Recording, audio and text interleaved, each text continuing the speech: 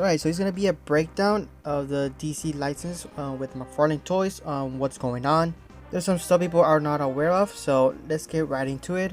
So first off, let's start off with the facts. We know that McFarlane is gonna lose the license to Mattel. This news came out on February 27, and obviously it got a mixed reaction. People are happy that Mattel's getting the license back, and some people are not. Some are hoping that Mattel goes back to the 6-inch instead of the 7-inch that McFarlane is doing right now. And Mattel recently has been doing 7-inch figures for other lines. I believe Masters of the Universe is a 7-inch line. So we'll have to wait and see what Mattel chooses, either 6-inch or 7-inch figures for the DC Multiverse license. I myself don't really care about the size of a figure. I just want it to look really good on my bookshelf that has decent articulation, that it actually looks like the source material they're getting from, which is one thing that McFarlane usually struggles with sometimes. Sometimes they do a great job, sometimes they do not. Also an art of the Mirror Master, which does not match the figure. So I don't know why McFarlane does this. They always do this. Well, most of the time they do this. They put an art that doesn't really match with what you're getting. And it's kind of fair to feel kind of worried that Mattel's getting back the license, since as you can see here, that when they had the license, they were not doing a great job. Just like McFarlane, Mattel also had some pretty good figures here and there. But if you were to compare McFarlane and Mattel, I think McFarlane wins, just because of his new sculpting and very detailed figures, even though sometimes it does lack paint. So McFarlane does sometimes cut corners and does get lazy with his figures, but I still really love the sculpting from McFarlane Toys. Now regarding the licensing of the DC Multiverse with McFarlane, they know that they're losing the license, and people have been asking them questions. Before we get into the Toy Fair recap, we know a lot of you have a question. A lot of you will have questions about DC. So we remain a value WB partner. We're committed to the DC brand. We've got exciting products planned for 2026, including Supergirl movie line, in addition to our Superman movie line that is coming this summer. Now, discussions regarding our DC rights for 2027 and beyond are still ongoing, and we will provide an update in the future once those plans are solidified. So there you have it from McFarlane Toys themselves. They said that they will have the license until 2026, and that they're still in talks to do more with the DC brand. And we even get confirmation that they will be doing the new Supergirl movie that is coming out for 2026. I believe the movie is supposed to come out on June. I believe they're aiming for June. And if that's the case, McFarlane usually releases figures from movies 1 month ahead of time. So it looks like the last movie figures McFarlane will be doing is for Supergirl. And I know most of you are wondering what exact date is when they're going to lose the license. Well, according to my source and some other people, McFarlane is set to lose the license on July, so in the middle of the year. To be exact, I believe it was on the 25th of July. Not really sure. I think they told me that it was going to be in the middle of July also. So yeah, there you go. Just around those days, that's when McFarlane is going to lose the license.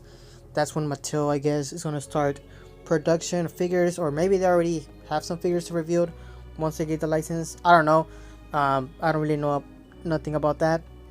But what I do know is there'll be some pros and cons with Mattel getting the license from McFarlane.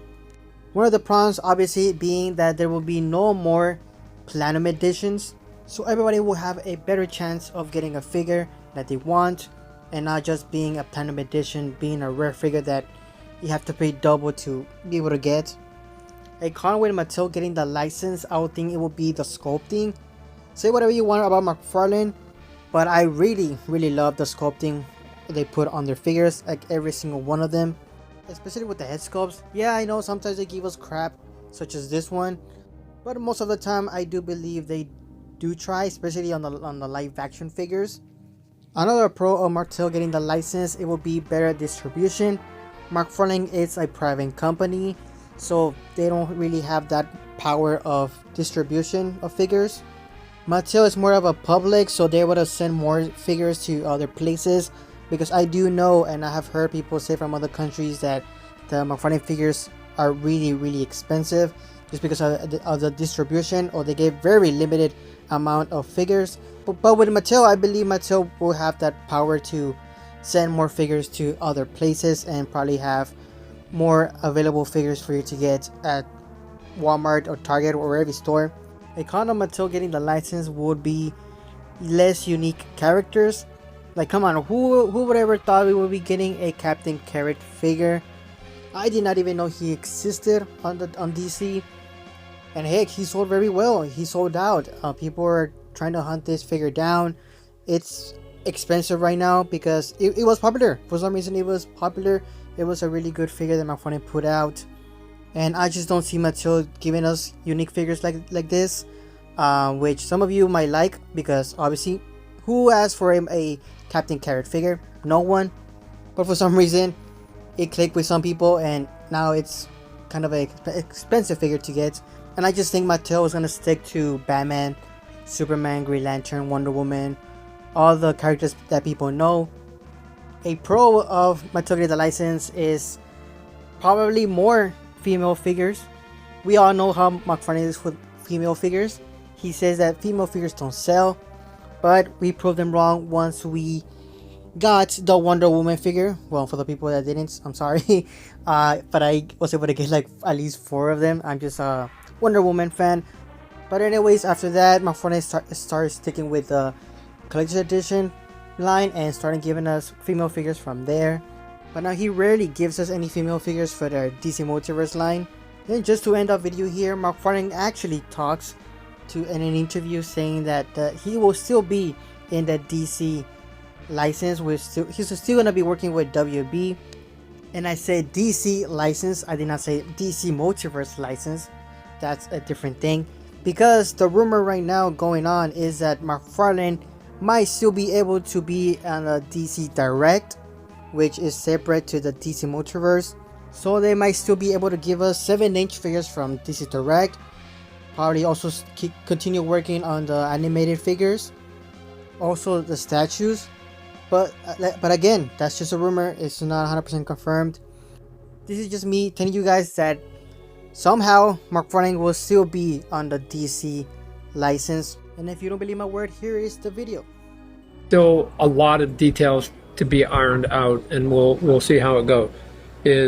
You know, we're still doing it. We're going to be doing it till our contract runs out. It's not like people are acting like the contract's over this week. No, it's not true. We still got a long runway before it gets there, and there's still things to be determined before anything sort of big happens. So again, it wouldn't have been my choice. It wouldn't have been my choice, but I've been in business long enough to know that you hit curveballs, right? And this is just a curveball, and we're gonna figure it out, right? We're gonna be in the DC business.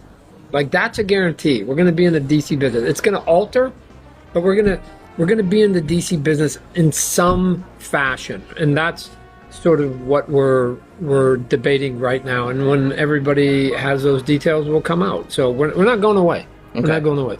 So there you have it. McFarlane is aware and is still working with WB to see what they can do with a DC license.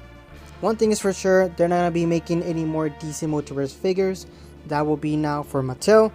But it doesn't mean that McFarlane can be out of the picture. They could still be on the DC Direct stuff. So let me know down in the comments, what do you guys think? Do you think McFarlane will be on the DC Direct license? Do you think McFarlane will be out of the DC business?